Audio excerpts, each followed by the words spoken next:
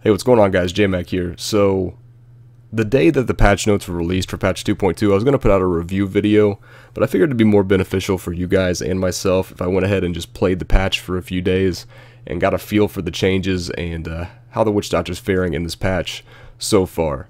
Now, before we get into it, keep in mind, this is the PTR, it was just released, and things are going to change. A lot of people are pretty upset with the Witch Doctor changes so far, and I don't blame them. I'm not terribly happy with them either, but just keep in mind that there's going to be multiple builds of this PTR. This PTR will probably go on for a few months, and items are going to get introduced, items are going to get taken out, things are going to get buffed, and things are going to get nerfed. That's just kind of the nature of PTRs in general, and that's the point for us to go in and test them, and then let Blizzard know in a constructive manner what needs changed, what needs nerfed, what needs buffed. Alright, let's take a look at the Witch Doctor specific stuff first. So, they changed a couple abilities, nothing too crazy. My favorite change, though, is probably the change to Hex. So Hex used to just Hex one enemy at a time. Now it reads summon a fetish shaman for 12 seconds that will Hex groups of enemies into chickens. And it's like a 12-yard radius, so if you position properly, you can actually Hex an entire group of elites or champions at once now.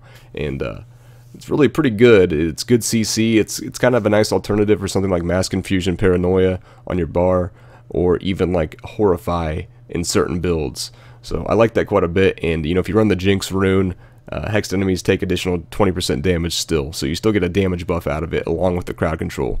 Really a pretty good ability, and I think it's a viable option now in a lot of setups.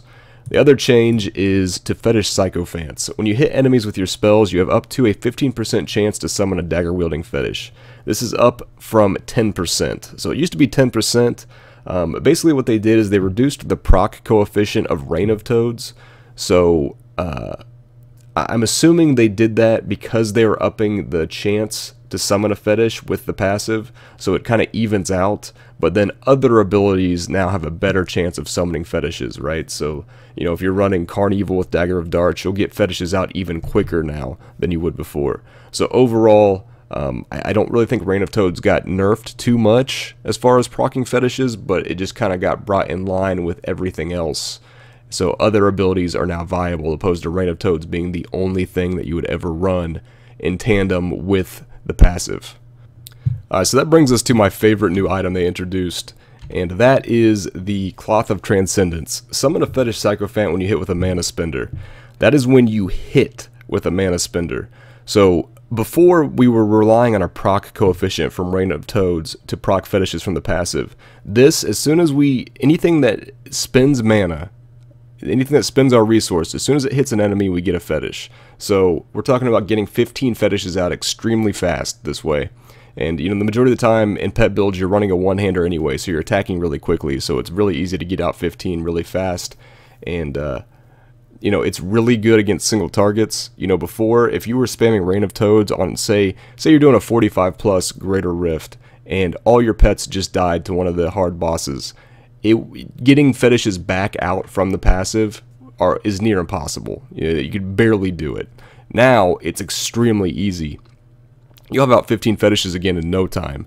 And the other thing to keep in mind, the synergy of that with the Star Metal Kukri, because the reduction of cooldown of Fetish Army and Big Bad Voodoo by 1 second is each time a fetish deals damage. Not just Fetish Army, but any fetish. So, after your pets have all died, getting fetishes back out quickly like this will then reduce the cooldown of your Fetish Army and your Big Bad Voodoo as well. And basically allow you to recover against a really hard Rift boss and still beat the Rift in time. So, these pants are fantastic. By far my favorite addition, and honestly, like, having max pets out all the time gives you a huge damage buff. Even if it doesn't look like it on paper, it still does in general. So the other item they introduced is the Little Man's Finger. Gargantuan instead summons 3 smaller Gargantuans, each more powerful than before. Now, I've tested just about every Garg rune, and there's only 2 that are really viable so far in my opinion, and that's Wrathful Protector is by far the best, and then Restless Giant. Wrathful Protector does just a ton of damage. Now, it is a cooldown, whereas the rest of the Gargantuans are actual pets that will stay out until they die. This is a cooldown, so to use it to best effect, you have to have CDR in your build. But if you can have 90% to 100% uptime on this, it does a ton of damage. I had each Gargantuan, there's 3 of them, each one even without a Mask of Jerem, critting for around 150 to 175 million apiece, and with Tasker and Theos attacking fast, it's pretty crazy damage. The biggest issue that I have with this ring in general is that it's a ring. There's so much competition in the ring slot. You know, there was already like Ring of Royal Grandeur and Unity and Stone of Jordan and stuff like that.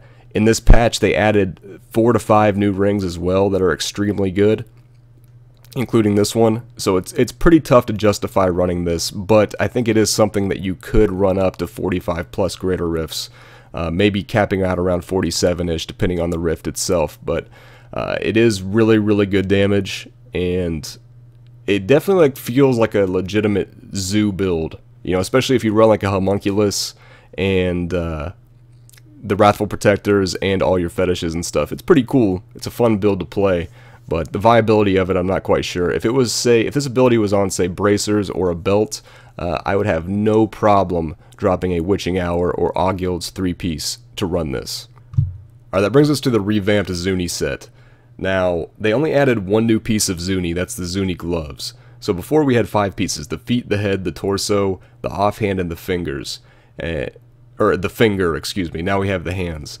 So it's a little strange in general, mainly because, you know, these are obviously in direct rivalry with Tasker and Theos, and if we're gonna run 6-piece Zuni, there's one piece we're already never gonna run, right? And that's the head piece, because we're gonna either run a Ticklandian Visage, a Mask of Jerem, or a Carnival in a pet build. You know, voodoo masks are pretty much build defining for witch doctors. So at that point, we have zero room to decide which pieces we're going to run, because at that point we have to run a Ring of Royal Grandeur with the pox, and then obviously the gloves, the chest, the boots, and then the offhand.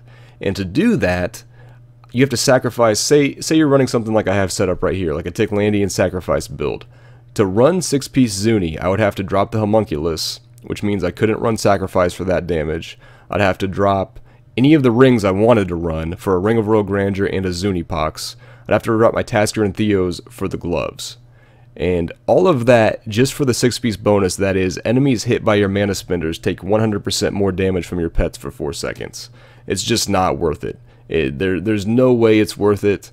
You know, for one thing, just the ring slot in general, there's so many huge either toughness buffs or damage buffs from rings that being forced to run 2 specific rings like that don't really do anything for you but get you a bonus that's not even all that good is just unacceptable.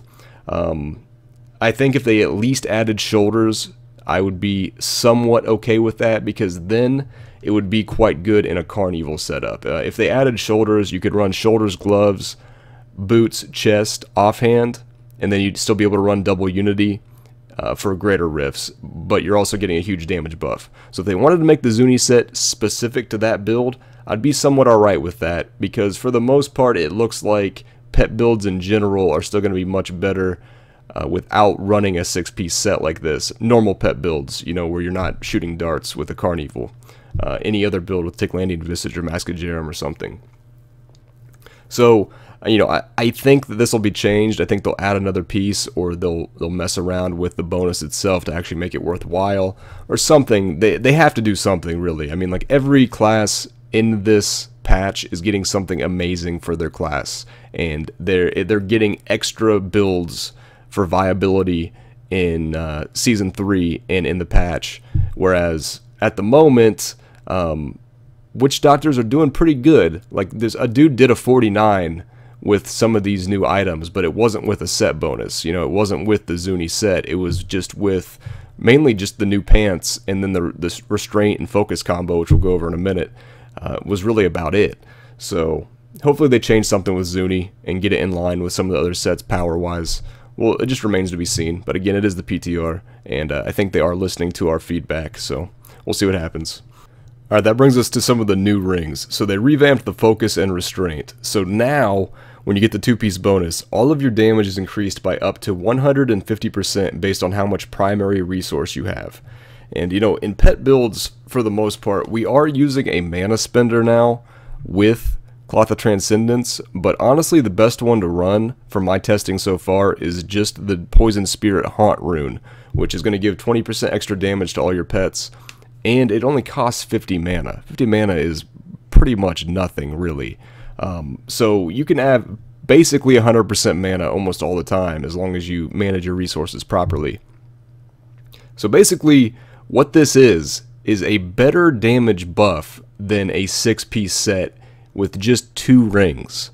So I really don't get it. I don't really understand what Blizzard is thinking with that Zuni set in general. I mean, they made some of these other sets for other classes, and I'm sure I sound kind of jealous when I'm talking about these other sets, because honestly I am. Some of them are insane how much damage these classes are being able to do. You know, like, I've seen some Tal Rasha's wizards, you know, hitting for like 2.5 billion with their meteors, and we're not even hitting that much with Soul Harvest and Jade. You know what I mean? So it just doesn't really make a lot of sense to me. But again, like I said, one guy's done a 49 already. I think with an Ancient Star Metal Kukri, you could probably push up to 50, maybe a little bit higher, depending on if you get like a perfect rift setup and stuff like that.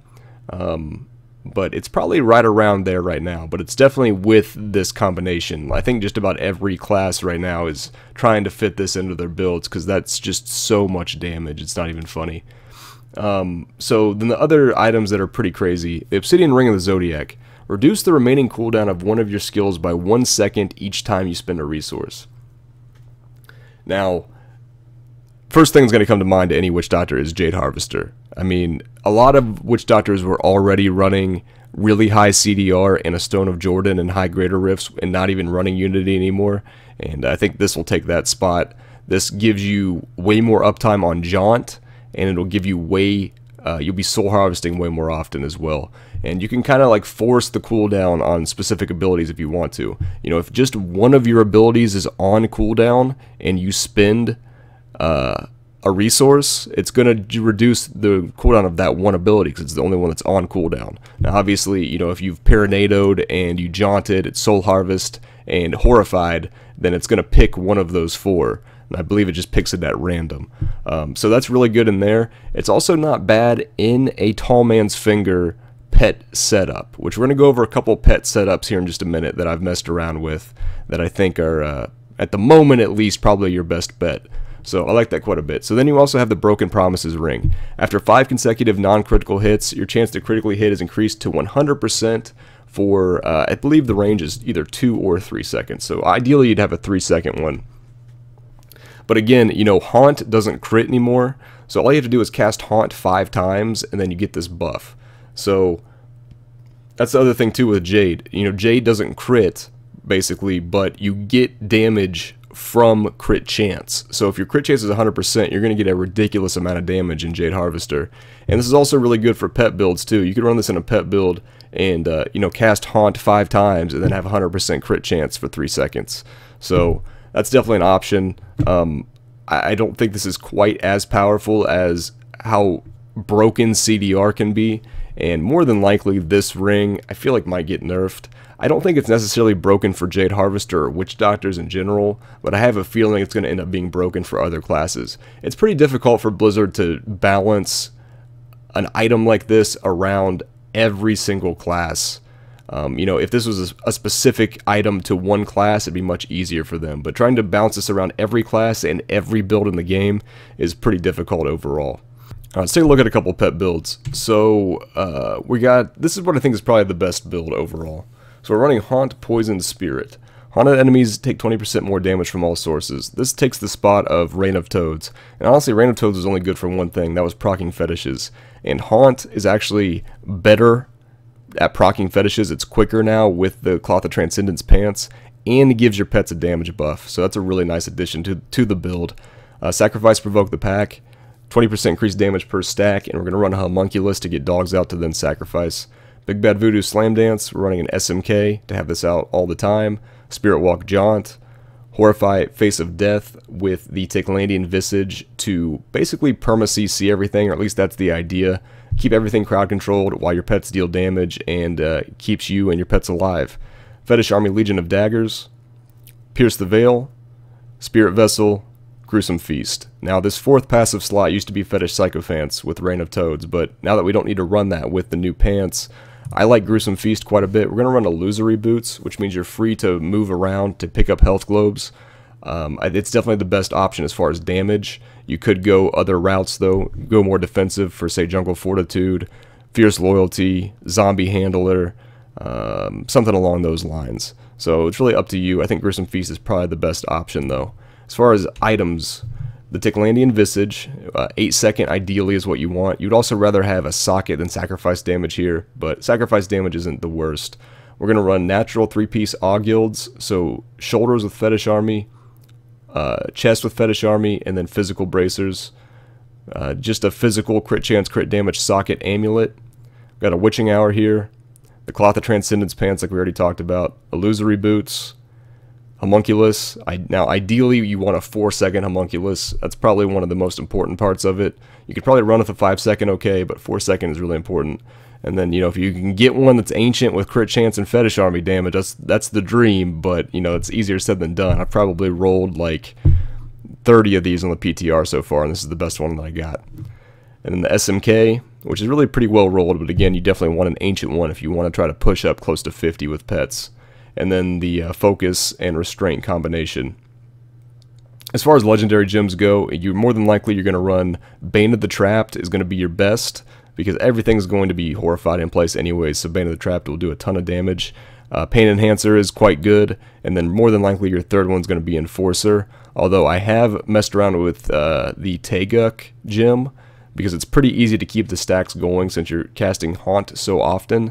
But on the PTR, it's so laggy with pets that I decided to scrap it for now. But on live servers, that might end up being an option, and it gives you a lot of toughness as well. So that's what I think is the best build. And now I'm going to put out a couple of videos over the next couple days with actual like in-depth guides of those builds and high-level Greater Rift gameplay and all that good stuff. But I think that's the best one. The other build that I've been messing around with is very similar. It plays just about the same way, but you just change the rings out. So you go Little Man's Finger here, and then the Obsidian Ring right here. So, and then as far as abilities go, all you really switch out is you get rid of Sacrifice, and you switch it to Gargantuan, Wrathful Protector, and then you switch Gruesome Feast to Midnight Feast to buff its damage. And the rest of the gear really is pretty much the same. I just end up swapping to Gargantuan Chest and Gargantuan Shoulders.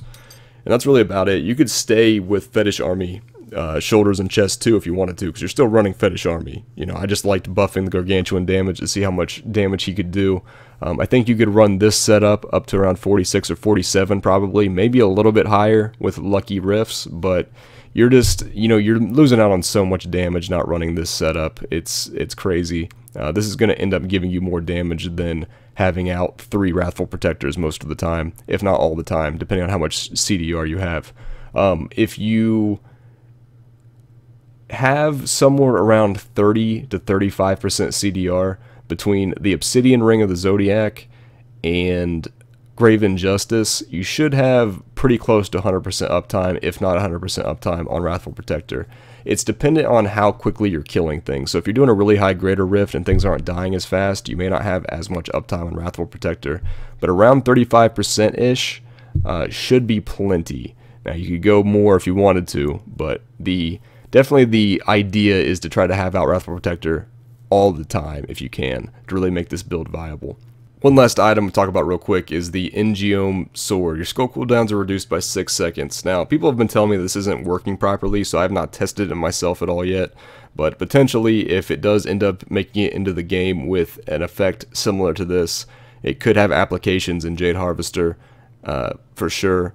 But it just kind of depends. Again, I haven't tested it myself, but I figured it was at least worth mentioning. So anyways, guys, there you go. There's my thoughts on the PTR so far. Let me know what you guys are thinking in the comments section below, and hopefully we can get some constructive conversations going on, and hopefully Blizzard will listen to us and buff the Zuni Masa set so that I can make some videos on that, because honestly, unless it gets buffed, I'm not going to make any videos on it. It's that bad at the moment.